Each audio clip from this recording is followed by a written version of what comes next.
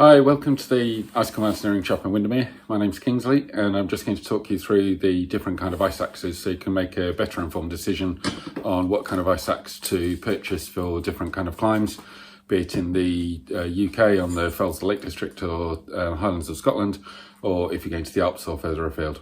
There are essentially three kind of ice axes, and we'll just go through them one by one. So start off with a kind of classical or mountaineering axe. The reason it's called a mountaineering axe is it's got a curved head that's designed when it's swung into the snow for the curve to be the radius or the arc of the swing and to penetrate the snow. It's got an adze, the section on the back, that is designed if you're cutting steps or clearing a section of ice to place an ice screw.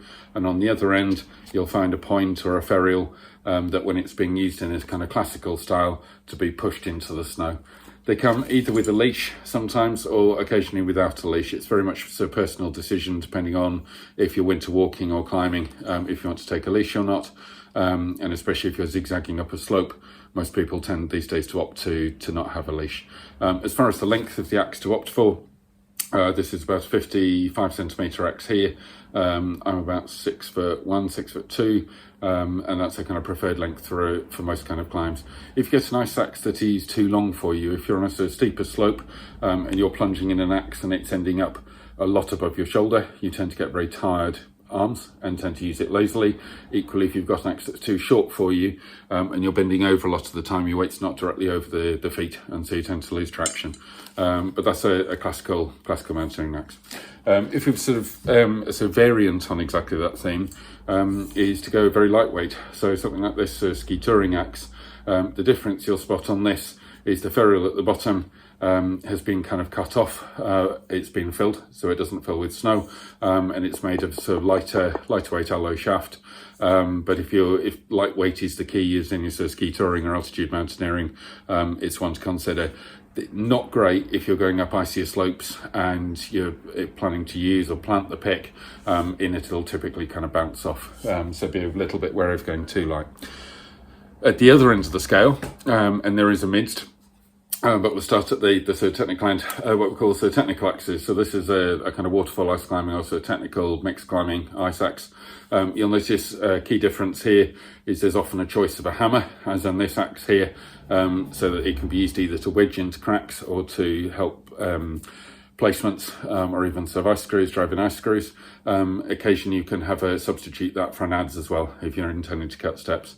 The other thing you'll notice is this sort of drop banana pick shape, in that the sort of placement of a technical axe is designed to kind of hook in and to retrieve the axe when that's sort of planted in the ice. You pull it towards you so it cuts upwards on this sort of sharp upper edge of the axe and is easy to extract, so a lot more for a placement.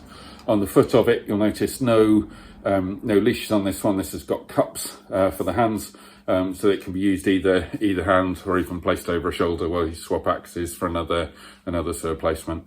As far as the length of them, that bit shorter. This one's about 50 centimetre, so a technical tool, but a very different kettle of fish compared to the classical ice axe, in that if you have got this kind of cup system on the bottom, the sort of possibilities of plunging that into snow a lot harder. So that's that. In between, we go for either it's called sort of hybrid or a sort of semi-technical ice axe. So a classic example would be this Gravel Evo. So you'll notice a slight crank in the shaft, slight bend in the shaft.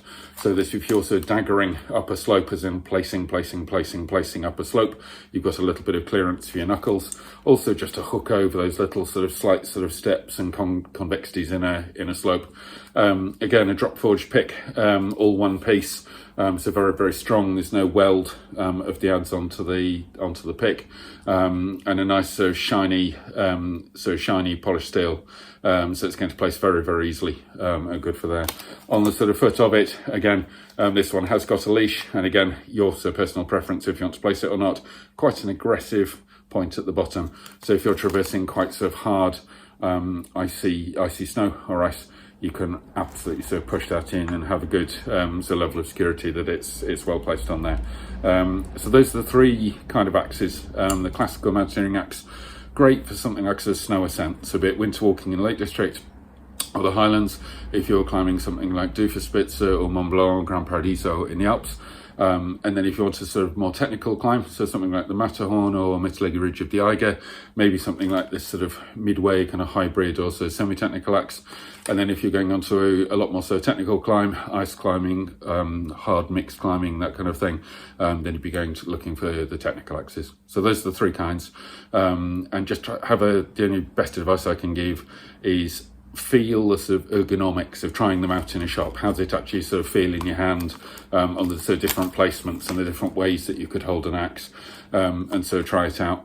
And then have a think about what you're actually going to be using it for. Is it going to be for a Anarchigach or a Striding Ridge in winter, or have you got sort of plans to do big long ski tours, in which case something a bit lighter and maybe less technical would be ideal, or do you intend to go ice climbing and use something that will get you onto steeper terrain? So those are the three. Any questions? We've got more advice on our website, so it's www.icicle.co.uk. Thanks for listening, and bye for now.